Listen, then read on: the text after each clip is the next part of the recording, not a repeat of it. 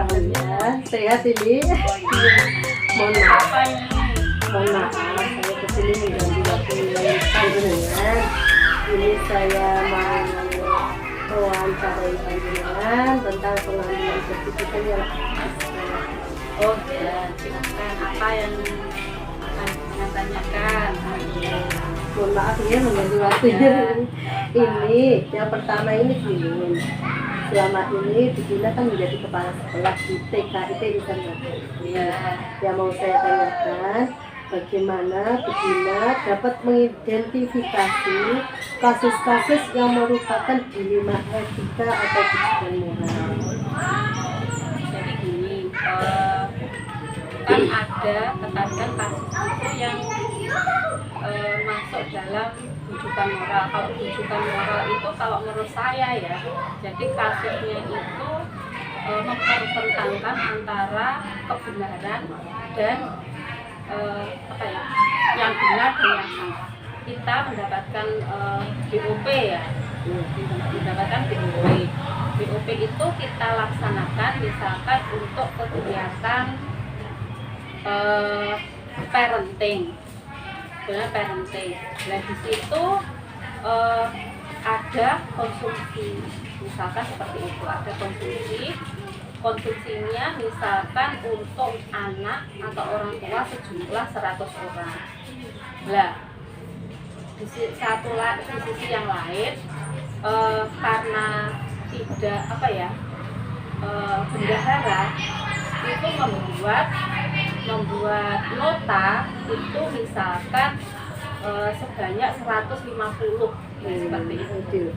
Ya, dilebihkan sehingga sebenarnya karena ada guru-guru juga yang Panitianya panitia yang untuk harus konsumsi untuk mendapatkan. panitia, kemudian untuk mungkin anaknya yang membawa orang tuanya yang datang juga seperti itu. Sehingga kalau misalkan 100 itu akan kurang, sehingga itu kan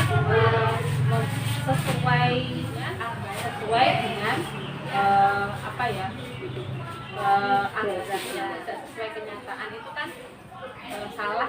Bagaimana Bibina menjalankan pengambilan keputusan yang dibilang tadi, terutama untuk kasus-kasus di mana ada dua kepentingan yang sama-sama benar seperti tadi, atau sama-sama mengandung nilai kebajikan. Bagaimana menjalankannya? Mungkin gini, kalau misalkan ya tadi anggarannya kan misalkan 2 juta ya untuk konsumsi, ya kita belikan misalkan kalau misalnya sekota itu dipaskan harganya, mungkin bisa diturunkan harganya. Kalau misalkan sekota itu 10.000 lah, buat 7,5. Jadi sama antara SPJ dan anggaran nanti uangnya sama seperti itu. Pengalokasinya sama, akhirnya kreatif juga gitu ya untuk menyesuaikan anggarannya itu, biar semuanya juga semua peserta bisa mendapat konsumsi semuanya. Selanjutnya, langkah-langkah atau prosedur seperti apa yang biasa Anda lakukan selama ini? Jadi gini, biasanya kan ada sebelum kegiatan atau kan ada penyusunan anggaran ya, kita libatkan guru, kemudian bendahara untuk menyusun itu. Jadi tidak hanya saya saja, jadi saya nanti mengidentifikasi yang dibutuhkan itu apa, jadi kita ajak. Jadi pengambilan keputusan berdasarkan data yang ada di dan nanti setelah kita identifikasi kebutuhan, nanti kita menyusun anggaran, dan setelah itu nanti peng-SPJ-nya sesuai dengan anggaran yang telah kita lakukan tadi. Jadi tidak ada anggaran yang sia-sia atau percuma gitu ya. Jadi berdasarkan kebutuhan kita di sekolah. Selanjutnya, hal apa saja yang selama ini Bibina anggap efektif dalam pengambilan keputusan pada kasus-kasus dilema etika atau kejiwaan moral? Kalau misalkan ketidakjujuran, ketidakbenaran itu kan akan mengakibatkan sesuatu yang tidak enak ya, sehingga kita harus melihat hal itu baik atau benar. Jadi kalau kita sudah tahu hal itu baik, maka kita akan melanjutkan. Jadi kita harus bisa melihat hal itu baik atau salah gitu ya. Jadi kita harus melihat kasus itu baik, benar atau salah. Dengan kalau kita sudah bisa melihat jelas ya antara dua kasus itu benar dan salah, maka kita selanjutnya akan mudah untuk melaksanakan atau menjalankan keputusan yang diambil gitu. Kalau kita masih ragu ini benar apa salah, maka nanti kita akan kesulitan ya di dalam kedepannya untuk menjalankannya juga kita ada masih rasa ragu. Jadi kebingungan. kita harus tahu dulu. Apakah Bu Dina memiliki sebuah jadwal tertentu dalam sebuah penyelesaian kasus rujukan moral? Apakah Anda langsung menyelesaikan di tempat atau memilih sebuah jadwal menyelesaikannya? Untuk prosedur seperti apa yang Bu Dina ambil? Tolong dijelaskan. Jadi gini, untuk kasus-kasus itu sebenarnya penyelesaian sesuai dengan kasus yang ada ya. Kadang ada kasus-kasus yang tidak perlu penyelesaian yang rumit gitu. Jadi sesuai dengan prosedur kan ada. Berarti kita langsung. Kemudian ada dan kasus itu datanya kan tidak terjadwal ya. Jadi mungkin kita kalau misalkan perlu didiskusikan, misalkan itu kasusnya yang agak besar, ya kita perlu mendiskusikan dulu dengan rekan-rekan guru, kemudian dengan warga sekolah, seperti kepegawaian. Adakah dalam tadi mau misalnya menjadwalkan seperti itu penyelesaian kasus-kasus itu, adakah seseorang atau faktor-faktor selama ini mempermudah atau membantu Bu Dina dalam mengambil keputusan dalam kasus-kasus rujukan moral? Adakah yang ikut berperan? Jadi di sekolah itu kan tim ya. Jadi kalau kita juga perlu melibatkan orang lain dalam paling tidak memberikan masukan ya, fakta itu benar apa salah gitu ya. Jadi kadang kan saya tidak tahu ya apakah itu benar apa salah kejadian, sehingga saya perlu informasi. Nah, informasi tentang kasus itu kebenarannya saya bisa memperolehnya mungkin dari guru atau mungkin dari komite atau mungkin dari pihak lain. Jadi sebelum memutuskan sesuatu dilihat atau diidentifikasi dulu, kemudian agar keputusan yang diambil itu tidak salah ya, dan sesuai dengan sesuai dengan yang diinginkan bersama untuk kebaikan bersama dan bermanfaat untuk semuanya. Jadi perlu ya Ada yang karena kita bekerja sama ya, dalam tim. terus kita juga terbatas ya kemampuan kita, tidak bisa mengetahui semua yang ada. Kita perlu orang-orang lain untuk memberikan informasi. Ya, ini yang terakhir Bu Dina. Dari semua hal yang telah disampaikan tadi, Ya. pembelajaran apa yang Bu Dina petik dari pengalaman ketika mengambil keputusan rujukannya? Jadi seperti yang saya katakan tadi, bahwa sebelum membuat keputusan kita harus tahu itu benar atau salah. Jangan sampai kita ragu. Yang pertama itu. Kemudian yang kedua, kita juga harus mendengar dari warga sekolah, khususnya guru-guru, kemudian mungkin kepegawaian atau CS. Jadi agar masalahnya itu jelas, sehingga tidak salah gitu. Jadi kita tidak hanya berdasarkan persepsi saya saja, tetapi kita melibatkan informasi dari yang lain, sehingga masalahnya bisa terselesaikan dan tidak menimbulkan masalah lagi dan bermanfaat untuk semuanya. Bagus sekali Bu Dina. Jadi intinya Bu Dina itu sebagai kepala sekolah itu sebelum mengambil keputusan menggali informasi dulu, melibatkan tim atau semua yang terlibat di situ, terus baru bisa mengambil keputusan dengan yakin yang bisa bermanfaat untuk semuanya. Seperti itu ya Bu ya. Terima kasih atas semua jawabannya ya. Saya mohon undur diri. Terima kasih atas waktu luangnya. Assalamualaikum. Waalaikumsalam warahmatullahi wabarakatuh. Semoga kita cepat sehat nggih. Amin. Terima Lancar kasih Bu semuanya. Dina.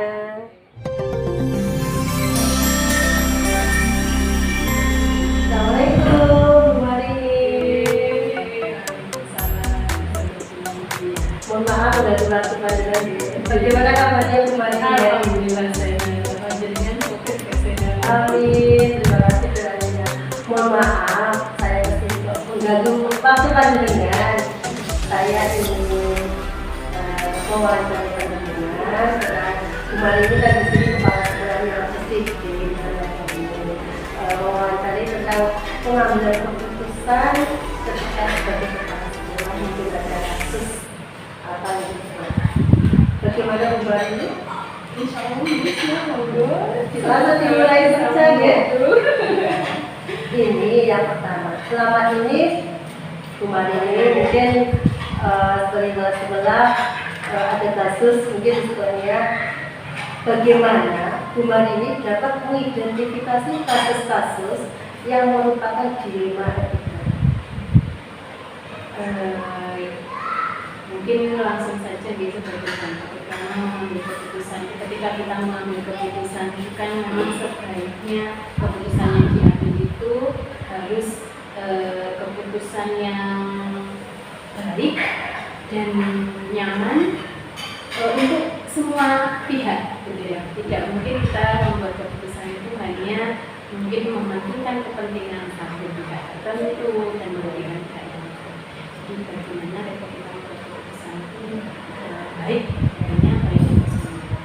Pernah memang ada kasus yang itu berhubungan mungkin dengan masalah pribadi satu seorang guru misalnya. Tapi ternyata masalah pribadi ini tentunya berefek atau berpengaruh kepada pekerjaan. Dan ternyata kemudian pekerjaan karena efeknya di pekerjaan itu ternyata juga melibatkan, artinya melibatkan pihak-pihak yang lain, contohnya anak-anak, siswa, kemudian juga rekan kerja dan sebagainya. Tentunya di sini bagaimana masalah tadi itu bisa kita putuskan dengan baik tanpa merugikan siswa, tanpa merugikan rekan kerja, apalagi sampai mungkin ke orang lain. Karena kita di sini sebagai jadi bagaimana membuat keputusan ini baik untuk semuanya, khususnya juga baik bagi yang tadi ya yang memiliki kasus tadi. Jadi intinya Bu Marini itu ketika mungkin ada salah satu yang merasa Bu Marini menggali informasi dulu gitu indikasinya, jangan sampai melibatkan yang ada di sekolah itu misalnya kasus pribadi. Selanjutnya bagaimana Bu Marini menjalankan pengambilan keputusan di sekolah, terutama untuk kasus-kasus di mana ada dua kepentingan yang sama-sama benar atau sama-sama mengandung nilai kebajikan. Bagaimana pengambilan keputusan? Nah ini yang sering sekali memang saya hadapi, sama-sama benar, sama-sama baik. Bagaimana kemudian mengambil keputusan yang tepat gitu ya. Tentunya kalau memang sama-sama benar, biasanya kita akan melihat dan di sini ya mungkin kalau selama ini ingin juga istilahnya berbagi ya.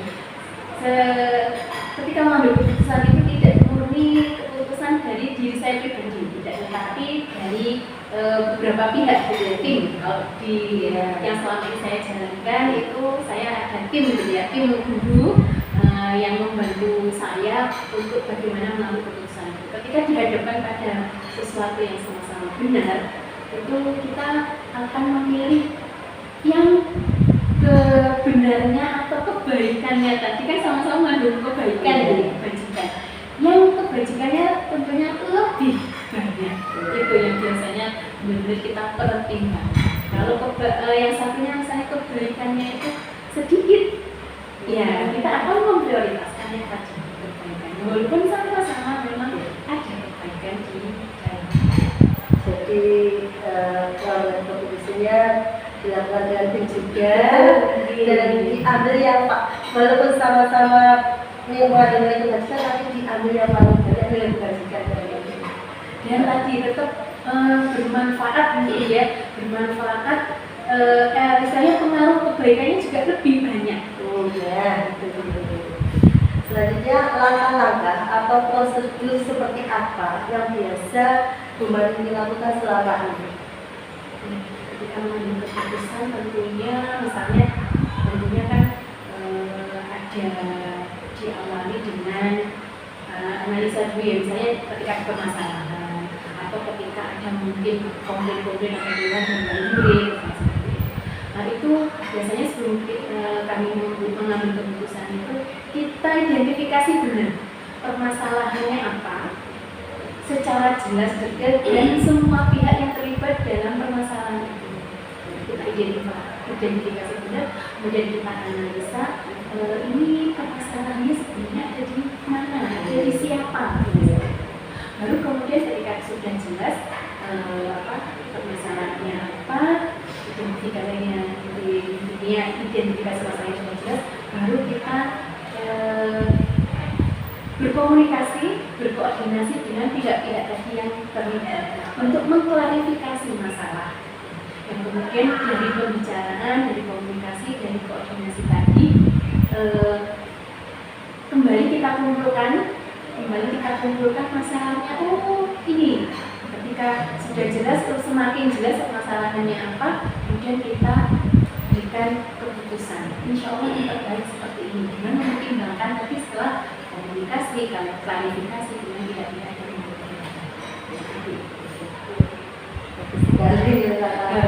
tapi biasanya memang gini, ketika kita sudah membuat keputusan, tetap kita evaluasi apakah keputusan itu tadi benar-benar sudah baik atau tidak.